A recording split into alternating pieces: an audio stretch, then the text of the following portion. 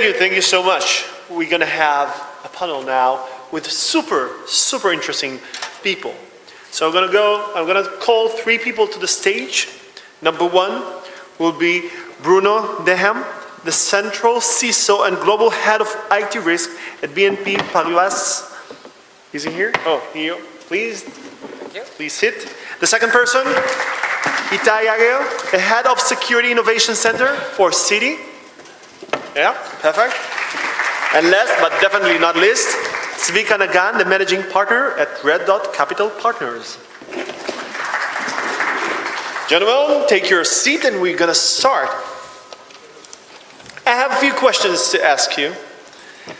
All of them are going to touch in cybersecurity and innovation. You all had or are still involved in the banking industry. And we have a global perspective in the sense that Zvika Naggan was the CIO for the largest banking group in Israel. We have Bruno, who has the international perspective, and Itai, who's like somewhere in the middle because he's in Israel, but he works for international bank. So it's a very interesting perspective in this panel. And my last question, just to start, is we talked about the fact that there is an inherent trade-off between security and innovation. Banks are adding more interfaces, more technology, more systems. They open themselves more and more. They work with startup companies. They work with third-party suppliers. They have so many new interfaces to the world, and that puts a lot of risk. And my question is, how do you bridge this gap? How do you, on one hand, allow the bank to run fast forward, on the other hand, make sure it stays safe and secure without stopping innovation? So if anyone wants to start, you can just take the microphone and start. I think I will take this one. We are adapting. Basically, we have no choice. At the moment, that's going faster. And so what we do, we assess very early. Each time we have new opportunity. We are there right at the beginning, and progressively we ensure that the way the business is changing is, let's say, adapted. So the risk is moving, but depending on what the innovation is changing into the firm, that can work. So if you have a major innovation, but the data is not sensitive, that can work very easily. Otherwise, either we discuss, let's say, partner with the FinTech to secure what they propose. So we are adapting. In a nutshell, we are adapting. That's the only way to move So let me ask you, what is the biggest change in the way you do security today compared to 5 years ago? Today, 5 years ago, we got standard project, we were assessing, and so you got the standard life cycle that is taking months. Now that's not the case. On a daily basis, you can have someone asking for a very short risk assessment to know if they can continue and making this partnership with this specific FinTech, and so that's the main change. So we have to answer quickly. And ourselves, we change our mindset. We were pretty conservative. I agree with that. Now we have to adapt, and this way we can give a very short-term answer and say, okay, move forward because that's not sensitive. So yeah, you can go and take advantage of this opportunity, or no, for this one, we need to take some time and make the proper assessment on this way that can work. So your answers, time to market has become shorter, and your answers has become quicker in that sense. Yeah. Ty, the same questions. Yeah, so maybe just to add here, so we were told earlier that we're not allowed to disagree with the moderator, so I'll just take it from a different angle, saying that I think that cybersecurity innovation and the different innovations and initiatives going on in financials today don't actually contradict or create a gap that we need to bridge, but actually coexist and even provide more opportunities from the cybersecurity perspective. And just 2 points to support that. One was mentioned here by a few of the speakers already, that financials and banks are usually a conservative industry. surprisingly enough, or not surprisingly, cybersecurity divisions in those financials have been less conservative or more open towards innovation much earlier, just because of necessity. So if many of our businesses are now looking at how we're dealing with startups, how we're dealing with fintechs, how we adopt them, we've been doing that for quite a few years from a cybersecurity perspective, just because we didn't have a choice. And I think the other aspect to that is that cybersecurity is a huge investment for any financial for quite some time now, and I think it's gotten to the point where we want to see the ROI, and it's always a tricky thing to see ROI on cybersecurity investment, but I think there's a lot of opportunity now where cybersecurity actually becomes not just an enabler, but sometimes lead the innovations of some of the most important FinTech innovations the banks are taking, either internally or through collaboration, as it was seen here. So I think there's actually a lot of potential and a lot of alignment between what we're doing in cybersecurity innovation and those changes that you talked about. Okay. Zvika? Well, I'd like to add maybe a few points to the previous two speakers. One of the things that people have in mind are that banks are very, very slow, move slow, and are dinosaurs. So part of it is true, but if you think about what a banking IT industry has gone through the last 10 years, they're actually in a lot of transitions, and all of these transitions are happening simultaneously. They're moving from mainframe, because most of the banks in the world are still running mainframes. They're moving from mainframes to the cloud. They're moving from in-house development in waterfall to agile methodology and DevOps. They're facing cybersecurity threats like they never faced before. And that is forcing the IT organizations and the banks themselves to change and to learn how to move much more quickly. So I think if you look at what happens in banks today as opposed to 5 or 10 years, there's a dramatic understanding that if they won't manage to do all these things, and they have to do it simultaneously, all these transformations, they will not be able to survive. And the agility that you see in banks opening initiatives like what Itai is leading here in Israel and other innovation that banks are doing is part of this understanding and part of this acceptance. Very interesting. So banks understand that they have to change. They understand, cybersecurity people understand that they have to give answers quicker, even if that means sometimes that they will have to do less thorough of a review. They should be the people that say how things should be done and why things should not be done, and instead of saying why things should not be done. Because in the past, the cybersecurity people were the no people. You came to us and said, may I do this? And we said, no, that was easy. But today, we cannot afford ourselves to do that anymore. I want to touch a very important topic. And that's a big problem with the financial industry today. And that's hiring good people. Yeah, I asked them to add the sound effect because I wanted to touch this very important topic. Yeah. So, hiring good people, because if you're a talent in the cybersecurity industry, it might be more natural for you to go to work for Google or Microsoft or Facebook or Apple or somebody like that. And yet banks are probably, if not the most attacked industry out there, than in the top 3 most attacked industries out there. So banks have to have the best people in cybersecurity. My question, or 2 questions, is number 1, how do you get good people, good cybersecurity people into banks today? And number 2, do you need new type of people? Because in the past, so the challenges have changed in the past few years. And my question is, do you need new type of people that understand business, or they have any other types of understanding? Today, cybersecurity market, the key problem we face, it is very dry. I'm speaking mainly about France or Europe, but all around the world that's the same. And so that's very critical to find these right talents.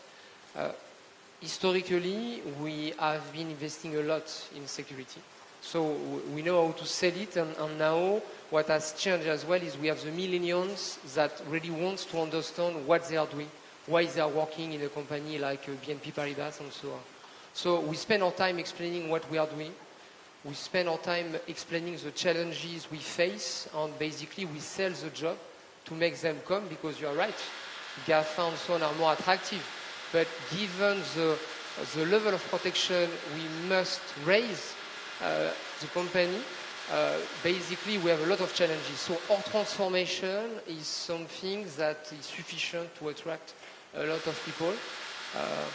Regarding what you mentioned about the profiles, I remain persuaded that we need good experts. And so the way I see it is we need technical experts for cybersecurity, but in our organization, we have migrated the IT risk managers within cybersecurity. So this way, we have a partnership between business risk managers and IT risk managers, and they're part of the same organization. So the better knowledge of business is coming from that. We better understand the business risk, but that's not really a business understanding as such. You know? That's the business risks that are better understood. And this way, these new talents, that's more meaningful for them, and they know why they are there to protect the business. So, in a nutshell, that's what we are doing. Creating meaning. Yeah. Okay. Perfect. I would say that basically there are two sides to this problem. The first side, as you said, there are a lot of attractive workplaces that good and excellent cybersecurity people can go to. But from a technological challenge, defending a bank is one of the hardest things to do. And you see people that want to come and work in this environment, at least learn, and maybe after 2-3 years, then they transition and go out to the startup industry, understanding better what a bank security looks like, and then coming with ideas how to improve it. So we see this type of flow from people coming in and then moving out. I know quite a lot of people that pass through Bank Hapoalim security, IT security organization, and after 2-3 years left and opened startups. So this is, I think, a very positive thing. The second thing is banks have to invest, not only banks, but definitely banks have to invest in automation. How to reduce the workload, because banks are constantly attacked every day with really millions of attacks. And reducing this by AI, machine learning, and other new and innovative technologies can help reduce the number of people. I can tell you from my own personal experience that in the banking industry in Israel, over the past 5-6 years, the CISO's team has increased 6 or 7-fold. So it's really the fastest growing industry within the bank. So maybe just briefly adding to that. So first, obviously this is a challenge. Maybe it is the challenge today in cybersecurity, getting the right people. And it's even more of a challenge here in Israel. And there was mention of a lot of multinationals coming to Israel to open some kind of a shop here, whether it's R&D or scouting or something else. Many of them, come to us to kind of consult and understand what it means to do that.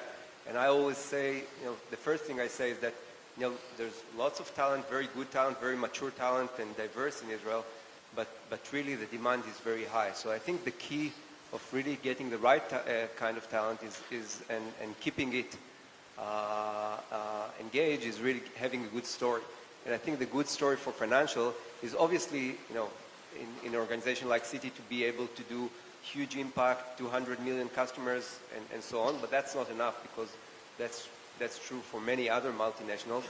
But I think the two other key elements for financials, one is really being in a very unique position where everyone wants to collaborate with you. So whether it's large vendor in the securities industry, whether it's startups, whether it's governments, whether it's other financials, you are not competing with any of them on cybersecurity solutions.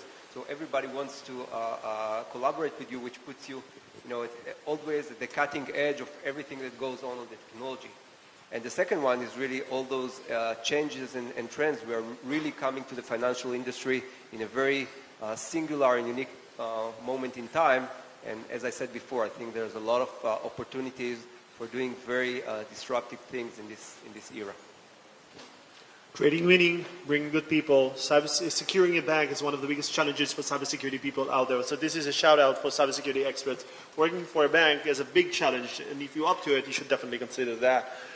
I want to touch the fact that we live in a world where everything is hackable. Every company can be hacked. We know that. And for banks, this is a specific problem because banking is all about trust. The reason that bank exists is that because people trust them. And being hacked might severely reduce this trust. And the question is, how do you mitigate this gap? Can I challenge the moderator? You can challenge what? Can I challenge the moderator? No, you're not allowed to do that. In the rules I gave you before. No, you can challenge me, obviously. Banks have been robbed since they existed. So people used to come in a bank with a shotgun and a gun and rob the bank. That still didn't stop people from continuing to put their money in the bank, right? So look at hacking as a way of robbing. Of course, the impact could be very, very dramatic and much more painful. But at the end of the day, banks know, first of all, how to guard themselves. They also know how to reimburse their customers.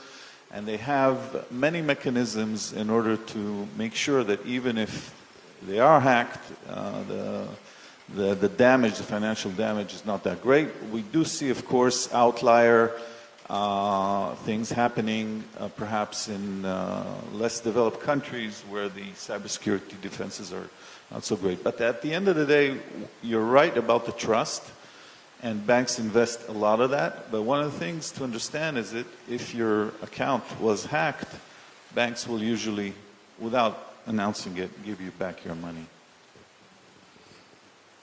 So I think trust is indeed the key word here.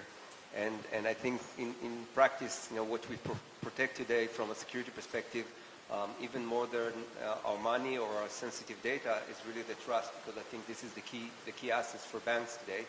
And going back to looking at things as an opportunity, and I mentioned looking for ROI on security. I think there were a lot of thoughts in banks in the past how we can monetize all this investment we do in security. And I think in recent years it's been understood that you don't monetize a specific cybersecurity solution, be it as innovative and unique as it is, but you can definitely monetize the trust. And if you look at collaborating with a lot of FinTechs, with a lot of, there was a mention before about cryptocurrencies exchanges, being able to bring the trust, which a big part of that is the cybersecurity posture of the bank, is actually, and collaborating with these disruptive FinTechs is actually a way to monetize our trust and our investment in cybersecurity. Part of it. Maybe to answer more specifically your question on how we handle the fact that we'll be hacked, basically we ensure that we adapt our defense, we adapt our security model, we add a lot of red teaming, and we are prepared in case of cyber crisis. So I think what has changed in the last year is not, and the communication needs to change, is not we'll never act. That's not possible, that's not realistic. We want to be professional in crisis management, and in particular in cyber crisis management. So I think what is key is the communication around it. So that stuff, because I think that's a new era, and we have to learn from the military, because I think they have been very good at that. And now we need to take from this military experience, bring it back within the bank, and have a cyber crisis expert. And this way, when we have a crisis, we are good at handling it. And this way, we hope the customer will maintain their trust into the bank. So that's the way we handle it with tabletop, with experts and management trained at cyber crisis. That's a very interesting point because, most companies become good with handling incidents after they experience the first big incident, if they survived it. There are not many companies out there that know how to be good with incident response before something bad has happened. So in that sense, I think this is a very interesting approach. Now I want to, for my last question, I want to leave the cybersecurity topic a little bit and ask you, in a short answer, what do you see as the future of the banking industry and the financial industry? What's going to happen in the years to come? I think we'll have a lot of either partnership or buying or business model adaptation. But that's what I see, because the FinTech are trying to take off the market. At the same time, the banks are buying some of the FinTech. So the future is in between, and a lot of analysis was exposed this morning, and that's interesting, but that's hard to say. So that's the way I see it. Okay, interesting. Itai? So I think banks in the future are competing not necessarily with a lot of the emerging fintech startups, but with the large technology companies.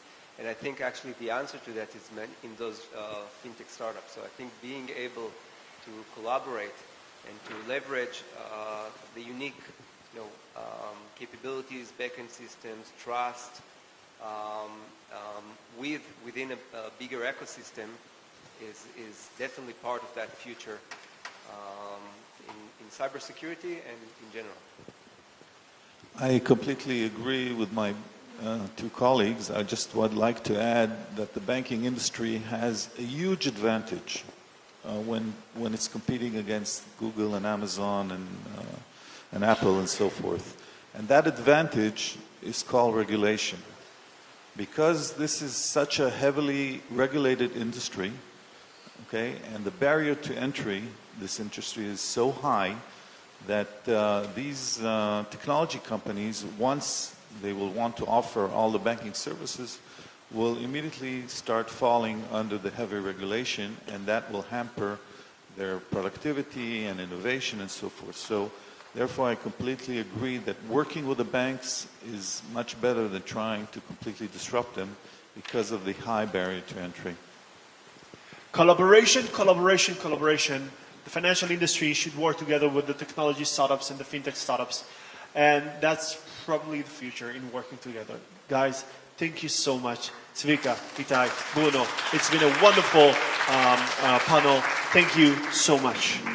I want to call to the next speaker, Chaim Pinto, the CTO of Bank Hapoalim, to give the next talk.